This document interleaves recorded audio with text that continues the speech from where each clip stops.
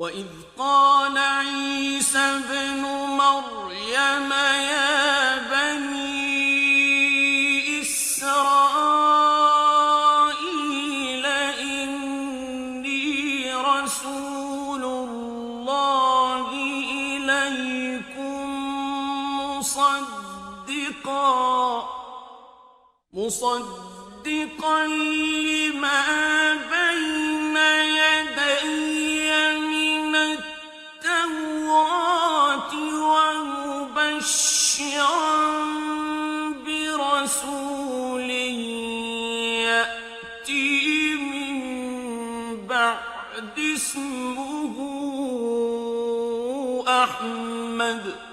Au nom de Dieu, le clément, le miséricordieux, le très miséricordieux. Mesdames et messieurs, honorables téléspectateurs, assalamu alaikum wa rahmatullahi wa barakatuh.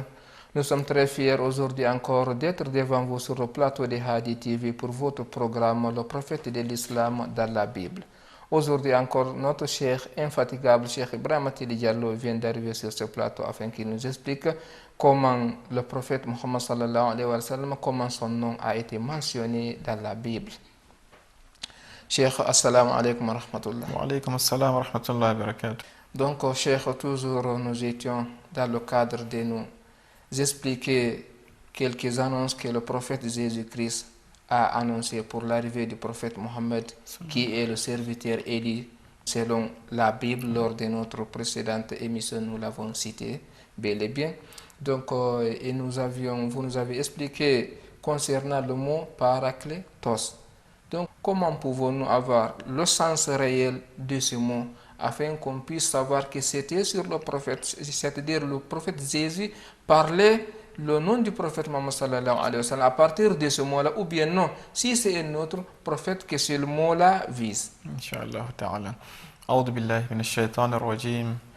Bismillahir rahmanir rahim. Alhamdulillahi rabbil alamin. Thumma as-salatu was-salam على سيد المرسلين حبيب إله العالمين أبي القاسم المصطفى محمد وعلى أهل بيته الطيبين الطاهرين المعصومين وأصحاب المنتجبين. Ce mot paraclète, comme on l'a vu ici, il vient de la bouche de Jésus-Christ. Donc ici, on n'a aucun doute que c'est l'annonce d'une personne qui s'appelle le paraclète. Et dans l'émission précédente, on a essayé de démontrer par la négation que ce mot, ainsi que les indices que Jésus-Christ lui-même il a donnés, ne pouvaient pas s'appliquer au Saint-Esprit. À cause de deux indices, il a dit un autre paraclète. On a vu qu'on ne peut pas dire un autre Saint-Esprit, car il n'y a qu'un seul Saint-Esprit. On a vu, il a dit que tant que je suis là, moi Jésus-Christ, le paraclète ne viendra pas. Donc il est important que je m'en aille pour que le paraclète vienne. Ça montre qu'il y a un décalage temporel entre Jésus-Christ et le paraclète. Ils ne peuvent pas cohabiter ensemble sur la terre. Donc ça montre ici alors que Jésus-Christ cohabitait avec le Saint-Esprit. Donc ces deux indices, nous avons déjà expliqué ça dans l'émission précédente. Maintenant que le paraclète ne pouvait pas s'appliquer au Saint-Esprit, sur qui s'applique-t-il? Est-ce que c'est sur le prophète Mohammed comme le prétendent les musulmans, ou bien c'est sur un autre qui était aussi peut-être un grand philosophe ou bien un grand penseur? Quelqu'un peut penser à tout ceci. Là, on va essayer de voir, et dans le Saint-Coran et dans la Bible, qu'est-ce que Jésus-Christ a dit par rapport au paraclète et qu'est-ce que le Coran a dit par rapport au prophète Mohammed pour voir s'il y a eu des concordances. D'abord, avant d'entrer, on va essayer de voir sur l'étymologie même du mot. Parce que comme on l'a dit, paraclète, ce n'est pas un mot français. Ce n'est pas français. Soit on le lit paraclétos ou bien périclitos. Comme on l'a vu en le lisant périclitos, nous voyons qu'il est synonyme du mot Ahmad en arabe. Alors que le mot Ahmad est un des noms du prophète Mohammed qui est mentionné dans le Saint-Coran directement. Oui, par Jésus aussi parle. Exactement. Par l'annonce que Jésus a annoncée pour son arrivée. Pour l'arrivée. Quand Jésus-Christ dans la sourate 61 annonçait que quelqu'un allait venir, il a dit: ô vous les fils d'Israël, je vous annonce la venue d'un prophète après moi, son nom c'est Ahmad. Et là il dit: moi Jésus-Christ, je partirai et je prierai le Dieu afin qu'il vous envoie le paraclète. Donc ici, je vous annonce la venue du prophète Ahmad et je prierai que Dieu vous envoie le paraclète. Il y a une concordance. Et quand on regarde le sens de ces deux mots, Ahmad veut dire le glorieux ou bien le loué, et Périclitos, quand on le regarde, ça veut dire aussi le glorieux et le digne de louange. Ça montre que étymologiquement, le mot qui est dans la Bible paraclète et le mot qui est dans le Saint-Coran Ahmad sont... Il y a une concordance. Il y a une concordance, c'est le même mot. Et qui les a prononcés? Dans le Coran, c'est Jésus qui les a prononcés. Et dans la Bible aussi, c'est Jésus qui les a prononcés. Ça veut dire qu'il y a deux concordances, n'est-ce pas? Donc ça, c'est un de deux. Jésus-Christ, après avoir donné le nom, il a donné aussi la fonction de cette personne. Comme on l'a vu, on va aller phrase par phrase dans ces fonctions, selon que le temps nous le permette, afin de voir si ça coïncide ou non avec le prophète Mohammed. Comme on l'a dit, Jésus-Christ décrit le rôle de ce paraclète dans le livre de Jean, au chapitre 16, verset 13. Qu'est-ce qu'il dit? Il vous conduira dans la vérité tout entière, comme on l'avait dit ici. C'est-à-dire, quand le paraclète va venir, il va vous conduire, vous, dans la vérité tout entière. Autrement dit que si moi je veux donner une partie de la vérité, lui, sa mission, elle est totale et complète. Et comme on l'a vu dans le Saint-Coran, Dieu dit dans la sourate, disons, An-Nisa, sourate 4, verset 170, et Dieu dit aux gens, le messager est venu à vous avec la vérité de la part de votre Seigneur. Alors croyez, c'est bien meilleur pour vous. C'est-à-dire que là, ce que Jésus-Christ a dit que quelqu'un viendra s'appelle le paraclète, et l'un de ces signes, c'est qu'il va vous apporter toute la vérité. Nous voyons que cela est confirmé par ce verset de la sourate 4, verset 170. Donc ça, c'est clair. Ô vous les gens, le messager est venu à vous avec la vérité. En arabe, quand on dit l'article défini, le ou la, détermine ce qu'on appelle la globalité. C'est-à-dire que Alif Al-Lam Tufid al-Umum. C'est-à-dire que ici, quand on dit « et vous êtes venu avec la vérité », ça montre qu'il n'a rien laissé de la vérité. Oui, il n'a rien omis d'autre chose. Il n'a rien omis. Tout ce qui concerne la vérité, il vous l'a donné. Quand on dit « le messager est venu à vous avec la vérité » de la part de Dieu, ça montre qu'il a amené toute la vérité. Oui. Qu'est-ce que Jésus-Christ a dit dans le verset 13 de chapitre 16 de Jean? « Il vous conduira dans la vérité tout entière ». Donc il y a une concordance entre ce que le messager a amené au verset 70 de la sourate 4 et au Jean 16, 13. La deuxième phrase que Jésus-Christ a dit, c'est dans Jean 16, 14, il dit « Il me glorifiera ». Quand le paraclète va venir, il va me glorifier, moi Jésus-Christ. C'est-à-dire, il va me mettre en valeur. Pourquoi Jésus-Christ tenait à ce qu'on le glorifie? C'est parce qu'il a été sali par les Juifs de son temps. Oui, il n'a pas été accepté. Il a été rejeté et sa mère a été considérée comme étant une femme qui a fait l'adultère et que son fils était illégitime. Qu'est-ce qu'ils avaient dit? Mariam, tu as amené une chose abominable. Comment est-ce qu'une femme célibataire peut tomber enceinte? Jésus-Christ avait ce souci de ne pas rester dans l'histoire comme étant un homme illégitime. Donc il dit, quand le paraclète allait venir, il va me glorifier. Donc, on va demander à un chrétien comment est-ce que le Saint-Esprit glorifie Jésus-Christ. Qui l'a vu parler de Jésus-Christ? Personne. Tandis que quand on regarde dans le Saint-Coran, qu'est-ce que le Coran a dit de Jésus-Christ? Dans la sourate 3 et au verset 45, sourate Al-Imran, Dieu dit, son nom sera le Messie, Jésus-Christ, fils de Marie, illustre en ce monde comme dans l'au-delà. Et il fait partie des rapprochés de Dieu. Trois qualificatifs, les plus grands qu'on peut donner à un être humain. D'abord, Ismuhul Masih, Isa ibn Maryam, Wajihan fi dunya wal akhirah wa min al muqarrabin. Ça, c'est ce que le Coran a dit. Ça, c'est ce que Jésus-Christ avait soif qu'on lui donne sa vraie valeur, qu'on le réhabilite, qu'on lave son casier pour qu'on le qualifie de pur. Il dit, son nom sera Jésus-Christ al-Masih, le Messie. Le titre qu'il avait donné dans la Bible, es-tu le Messie? On le ramène ce titre-là. Parce que jusqu'à présent, les Juifs ne croient pas que le Messie est venu. Jusqu'à présent, les Juifs qui vivent en Israël, ils attendent le Messie. Ce qu'on avait demandé à Jean, es-tu Élie, es-tu le Messie, es-tu le prophète? Ils n'ont pas encore cru que c'est Jésus-Christ qui est ce Messie. C'est pour cette raison qu'ils ont voulu même le tuer pour le qualifier de quelqu'un qui a, disons, apostasié contre Dieu.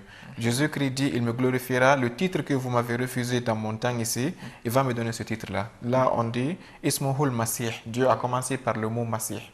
Ça montre que c'est lui le Messie. Isa ibn Maryam, Wajihan fi dunya wal akhirah. Il est illustre. Et dans ce monde et dans l'au-delà, wa min al muqarrabin. Il fait partie de ceux qui sont les plus proches de Dieu. Et dans le Saint-Coran, nous savons qu'il y a trois classes. Il y a d'abord Al-Muqarraboun, Ashabul Yamin ou Ashabul Shimal. Il y a ceux qui sont les rapprochés, il y a ceux qui sont de la droite, qui sont les gens qui vont aller au paradis, ceux qui vont aller en enfer. Parmi ces trois, ce sont les Muqarrabin qui sont... Il dit, ils sont très peu ces gens-là. Il n'y a pas beaucoup de personnes, mais Jésus-Christ a été inséré par le Saint-Coran dans ce club très serré. Donc ce qu'il a dit que si cet homme-là arrive, il va m'honorer. Donc c'est ce que le prophète, lui a honoré. Exactement. Et nous voyons aussi lorsque le prophète Mohammed sallallahu alayhi wa sallam, lorsqu'il était à Médine, il y avait des chrétiens des Nadjiran qui se sont rendus chez lui pour lui questionner concernant Jésus. Et le prophète sallallahu alayhi wa sallam, il l'avait présenté comme il dit, Oui. comme il était. Il a dit que lui, c'est un serviteur de Dieu. Dieu lui a créé comme Dieu a créé aussi Adam et Ève. Oui. Donc, en ce moment, les chrétiens n'ont pas accepté. Donc, Dieu a révélé une autre révélation, demandant le prophète Mohammed s'il n'arrive pas à accepter ce que tu leur dis, s'il arrive à te discuter, alors dis, venez, appelez nos enfants et vos enfants, nos femmes et vos femmes, nos propres âmes et vos propres âmes aussi, Oui. et après, appelons la malédiction de Dieu sur Celui qui m'a. Entre nous, exactement. Donc, et nous avons vu qu'ils ont fixé un rendez-vous. Mais, Les chrétiens sont venus. Ils ont d'abord attendu en demandant, attendez, Mohammed, lui, là, il vient avec qui et qui? Après, dès que le prophète est apparu avec sa famille immaculée, donc ils les ont aperçus avec une lumière qu'ils n'ont jamais vue. Oui. Ils ont dit que si vous acceptez de faire cette malédiction, un chrétien ne va pas rester sur terre. tous les chrétiens seront Donc, détruits sur la terre. Ils ont accepté de payer l'impôt pour vivre sous la République islamique. Exactement. Donc ici, nous avons vu que le prophète a honoré Jésus-Christ en lui disant qu'il a été créé par Dieu, Oui. comme Dieu avait créé Adam. Exactement. Merci pour cette brillante information. Et comme vous l'avez dit, le prophète a défendu Jésus-Christ par la pratique ici. Et il a dit que vous qui considérez que Jésus-Christ n'était pas légitime parce qu'il n'avait pas de père, il a été créé comme Adam. Et qu'est-ce que le Coran a dit? Inna masala Isa indallahi kamisli Adam. N'est-ce pas? Oui. Le Saint-Coran, pour honorer Jésus-Christ, même de l'origine, parce que pourquoi Jésus-Christ a été rejeté? C'est parce que son origine était un peu douteuse. Sa mère n'était pas mariée et elle a un enfant, n'est-ce pas? Oui. Donc, qu'est-ce que Dieu dans le Saint-Coran dit? C'est très clair ici. Il dit, sachez-vous qui doutez que Jésus-Christ est légitime ou pas, que l'exemple de Jésus-Christ est l'exemple d'Adam. Comme les Juifs connaissent qui est Adam et qu'il a été créé sans père ni mère, il dit Jésus-Christ est comme Adam. Adam, Dieu l'a créé de la terre. Il n'y a même pas de rapport entre mariage ou pas d'abord. Ou douter du mariage de sa mère, lui il est créé sans père ni mère. Je l'ai créé en disant sois et Adam est devenu ce qu'il est. Donc quand Jésus dit il me glorifiera, ça montre que le prophète Mohammed a tout fait pour glorifier Jésus-Christ. Quand on regarde combien de versets parlent de Jésus-Christ dans le Saint-Coran, nous verrons. Il a parlé que Jésus-Christ est celui qui ressuscite les morts, celui qui guérit les gens qui sont aveugles, celui qui guérit Il a même créé, il prend la terre, Jésus-Christ, il modèle la terre sous forme d'oiseau, il jette et il souffle et l'oiseau devient vivant. Oui. Tout ça, c'est dans le Saint-Coran. Oui, dans la Bible, il n'y en a pas. Ça montre que Jésus-Christ a été glorifié par Dieu et son prophète dans le Saint-Coran.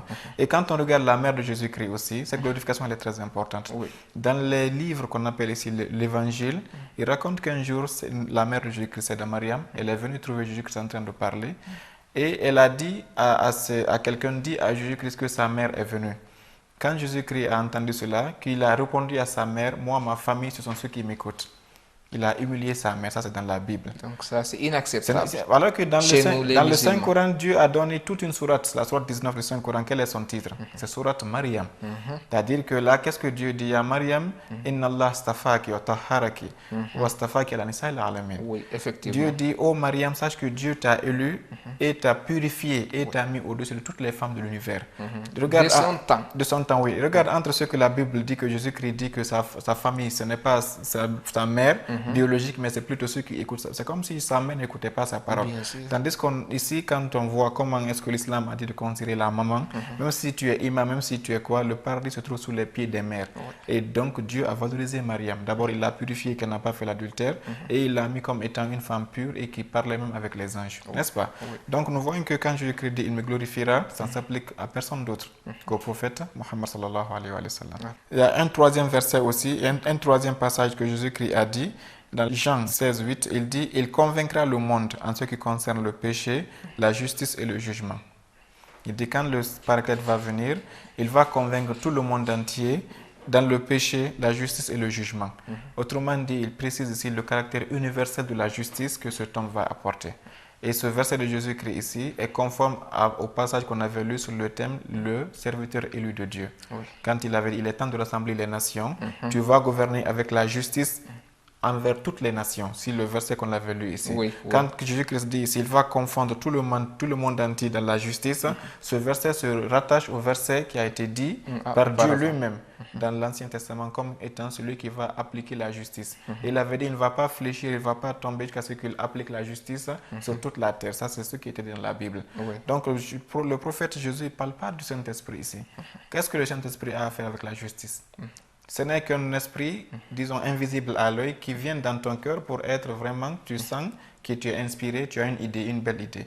Mais qu'on dit qu'il applique la justice sur toute la terre et l'équité, ça ne peut s'appliquer que sur un être qui est vivant, extérieurement, et tout le monde le voit. Et qui a des institutions et qui dit aux gens comment appliquer la justice. Donc ce verset-là aussi ne s'applique pas au Saint-Esprit, mais plutôt au prophète Mohammed sallallahu alayhi wa sallam. Donc, Cheikh, marquons d'abord une pause. Après, vous allez continuer à nous donner les explications. Inch'Allah.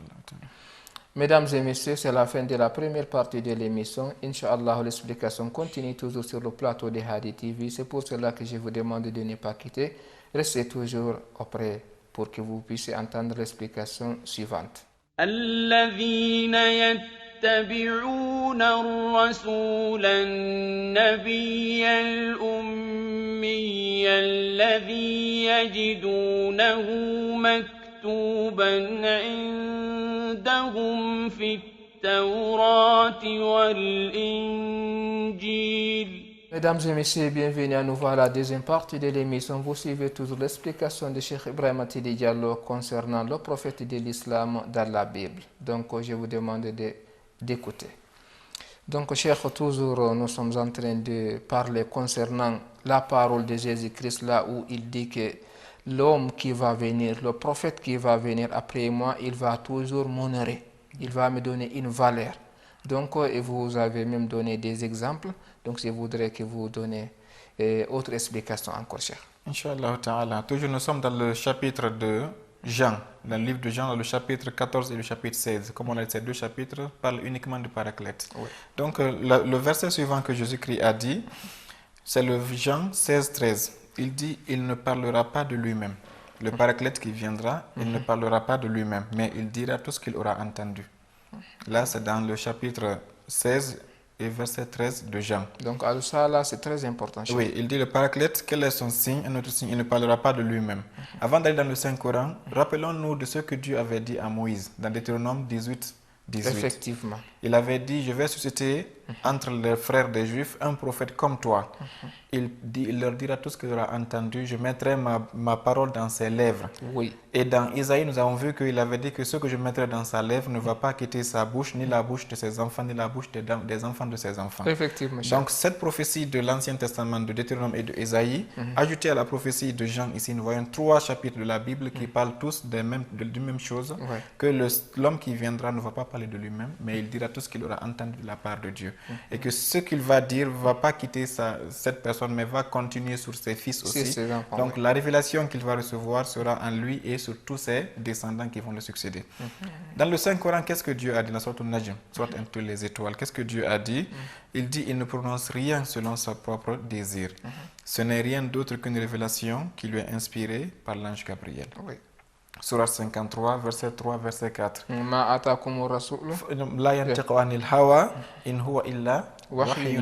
Dieu dans le Saint-Coran dit, à vous qui êtes là en Arabie à l'époque du prophète Mohammed, qui doutez que le prophète, où il amène le Saint-Coran, où est l'origine, il dit, le prophète ne dit rien de sa propre volonté, ni de ses propres désirs.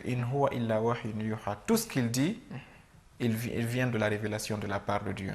Regardons ce que Jésus-Christ a dit, Jean 16, 13. Il ne parlera pas de lui-même, mais il dira tout ce qu'il aura entendu.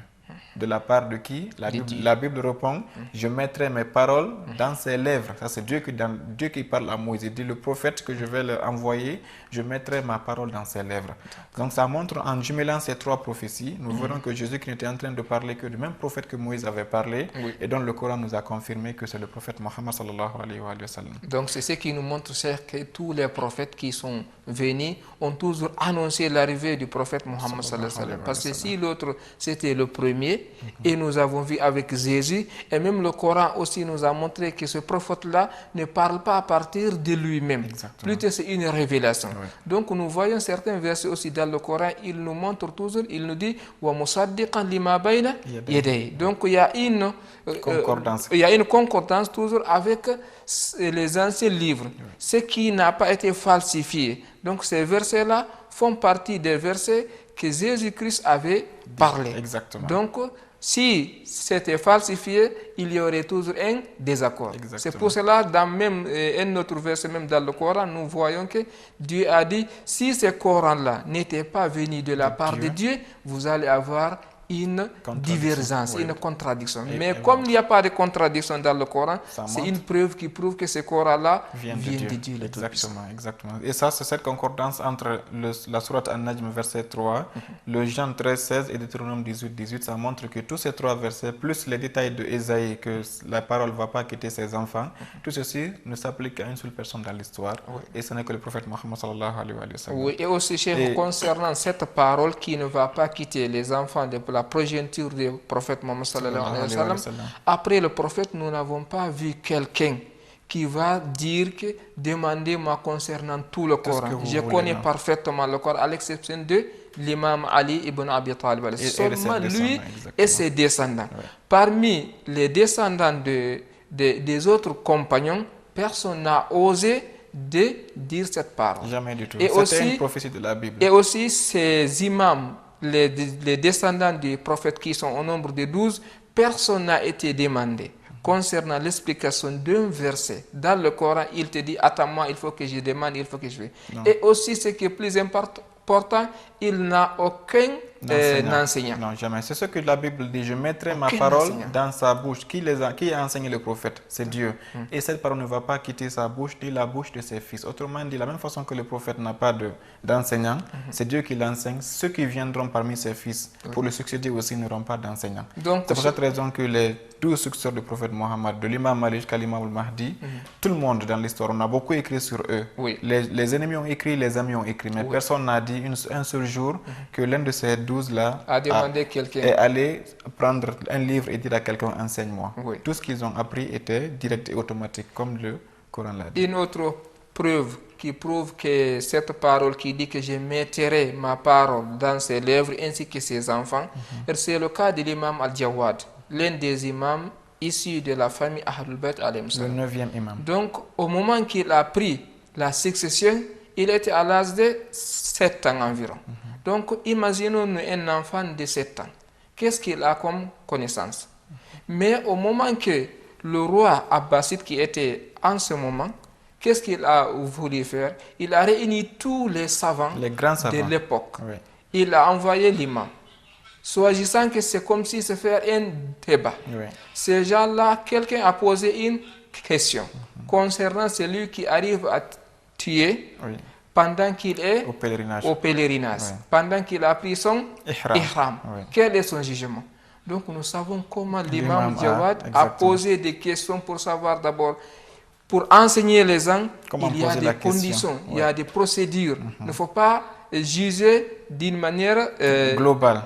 Il faut détailler. Donc jusqu'à ce que tout le monde a trouvé que personne ne peut le dépasser, s'arrêter devant lui.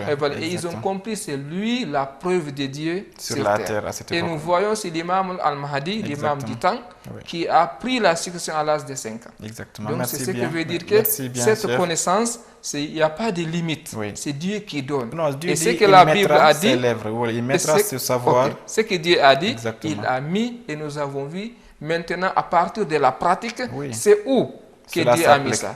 Donc c'est sur le prophète et sa famille, sa descendance. Merci bien de ces précisions, que Dieu vous en récompense. Donc ici, nous voyons qu'il n'y a pas une autre personne qui mérite d'être la cible de ces prophéties, à part le prophète, et lui et ses descendants, comme on l'avait dit. La Bible avait dit, il établira ses fils comme les princes, comme des princes, n'est-ce pas? Donc la phrase suivante ici, comme il avait dit, après avoir dit, il ne parlera pas de lui-même, mais il dira ce qu'il aura entendu. Il dit, il vous annoncera les choses à venir. Ça, c'est la suite du verset 13. Il vous annoncera, lui le Paraclète, les choses à venir. Et quand on regarde dans le Saint-Coran et aussi dans les hadiths du prophète qui parlent de la fin du monde, là, il n'y a pas de commentaire. Le prophète a raconté tout ce qui allait se passer étape par étape jusqu'à la fin du monde. Et les hadiths sont très nombreux. Essayez de cliquer sur l'internet, les prophéties du prophète Mohammed sur l'avenir. Là, c'est aussi clair que ça, on ne peut pas rentrer dans tout parce que le temps ne le permettra pas. Mais ici aussi, nous voyons que le Saint-Esprit ne peut pas être celui qu'il est, parce que le Saint-Esprit ne parle pas jusqu'à ce qu'il nous annonce déjà quelque chose qui allait venir.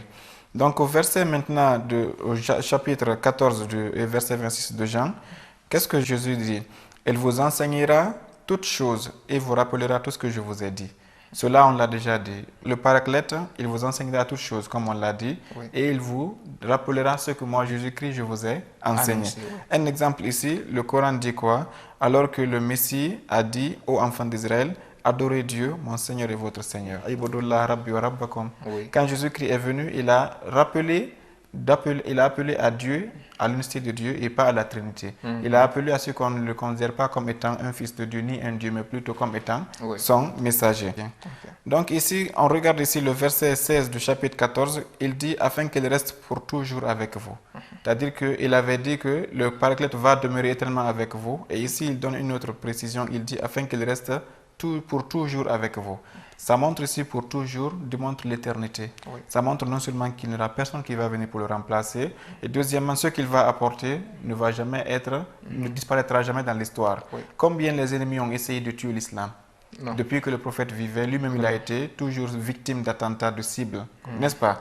Mais il est resté. Quand il est parti, les gens ont cru que, comme il n'est plus là, ils vont venir gâter le Coran et modifier le sens afin que le Coran soit effacé de l'histoire. Nous avons vu comment est-ce qu'ils ont été humiliés. Et nous avons vu comment jusqu'à présent, les musulmans sont qualifiés de toutes les mauvaises choses. Pourquoi est-ce qu'on fait ceci? Les journaux ne parlent que du mal de l'islam, pour que les gens fuient l'islam. Mais jusqu'à présent, il n'y a même pas récemment, ils ont compris que chaque année, il y a au moins 4000 personnes qui entrent dans la religion musulmane, chaque année. Ils ont dit que c'est la religion la plus populaire du monde. C'est-à-dire que chaque année, avec tout ce qu'on raconte, et les femmes sont voilées, les femmes sont battues, les accusations qu'on nous dit, ce sont des terroristes, ils égorgent les gens. Malgré toutes les diffamations et les campagnes contre l'islam, l'islam ne fait que s'élargir.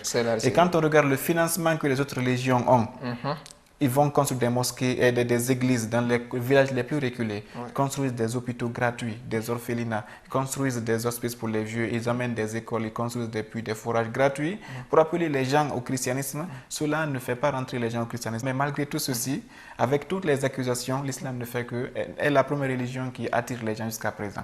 Et donc cela montre qu'il va rester pour toujours avec vous. Ça, c'est une autre précision qui vient de qui? De la part de Jésus-Christ. L'un des derniers qu'on va citer ici, c'est toujours dans Jean 14, 17. Qu'est-ce qu'il dit? Il dit, le Paraclète est celui que le monde ne peut recevoir parce qu'il ne le voit point, il ne le connaît point.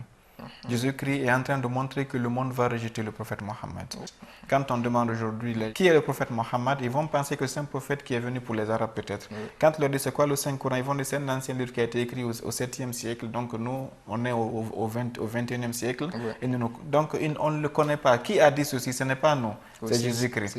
Mais malgré ceci, comme on l'a vu avec le temps, ce sont les grandes personnalités qui vont le connaître, pas le monde. C'est différent. Les grandes personnalités, quand on regarde, qu'est-ce que Gandhi, qu'est-ce que, disons, même Voltaire, celui qui est le philosophe français, au début, il a été payé par le pape pour insulter l'islam, comme c'était une personne influente, mondialement reconnue, un philosophe de lumière. Il a écrit Mahomet ou le fanatisme. C'est un livre qui a été vendu. Ils ont même fait ça en théâtre pour salir le prophète Mohammed.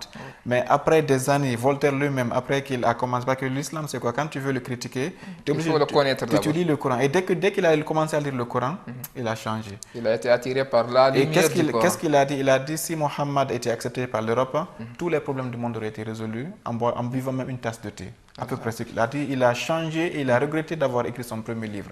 Et quand on regarde les autres scientifiques, on a parlé ici d'un Américain qui était chrétien, qui s'appelle Michael Hurt. Il a écrit un livre qui s'appelle les 100 personnes les plus importantes de l'histoire. Des top 100, c'est-à-dire le top 100 des personnes les plus influentes. Il a mis le premier, Mohammed sallallahu alayhi wa sallam. N'est-ce pas? Quand on regarde d'autres personnes comme Harry Carbin, il y a beaucoup de gens qui sont dans toutes les disciplines, que ce soit des scientifiques, des philosophes, des économistes, des présidents. Ils ont dit qu'ils n'ont vu aucune personne dans l'histoire qui est aussi parfaite que le prophète Mohammed. Mais malheureusement, le monde qui est victime ici des médias, qui est victime des mauvaises informations, ne sont pas informés. Jésus-Christ dit ici parce qu'ils ne le connaissent pas. Autrement dit, quiconque le connaîtra va le suivre. C'est la preuve qui prouve quelle est la grandeur du prophète Mohammed sallallahu alayhi wa sallam? Parce qu'une grande personne, il va avoir toujours des ennemis. Oui. Si vous voyez un fou qui n'a aucune responsabilité, sachez que lui, il n'a pas des ennemis. C'est la grande personne, c'est lui qui va avoir des ennemis. Toujours des ennemis, Inch'Allah. Donc ici, Cheikh, c'est une preuve qui prouve que c'est lui que tous les prophètes ont annoncé pour son arrivée. Exactement. Et nous voyons aussi l'une des signes de la grandeur du prophète Mohammed sallallahu alayhi wa sallam, le Coran. Parce que si nous regardons la Bible, elle a été falsifiée, dénaturée de n'importe comment, de la part des Juifs et des chrétiens eux-mêmes. Oui. Mais si nous voyons le Coran, malgré les ennemis de l'islam, leur pluralité, mais cela n'a touché rien du Coran. Rien du tout. Car Dieu le Tout-Puissant, il s'est chargé même de préserver le Saint-Coran. Oui, donc, Cheikh, je vous remercie de ces explications. Inch'Allah, nous fixons rendez-vous, Inch'Allah, lors de notre prochaine aussi émission. Tout juste, Cheikh, en vous remerciant infiniment. Merci à vous. À vous aussi. Mesdames et messieurs, c'est la fin de l'émission d'aujourd'hui. Vous avez entendu l'explication de notre Cheikh. Vous avez aussi compris les preuves qui prouvent que le prophète Mohammed sallallahu alayhi wa sallam, c'est lui qui est le serviteur élu selon la Bible même. Donc nous appelons à nos téléspectateurs chrétiens, juifs, à accepter la vérité pour accéder au paradis. D'ici là, portez-vous bien. Nous fixons rendez-vous à la prochaine émission. Wassalamu alaikum wa rahmatullahi wa barakatuh.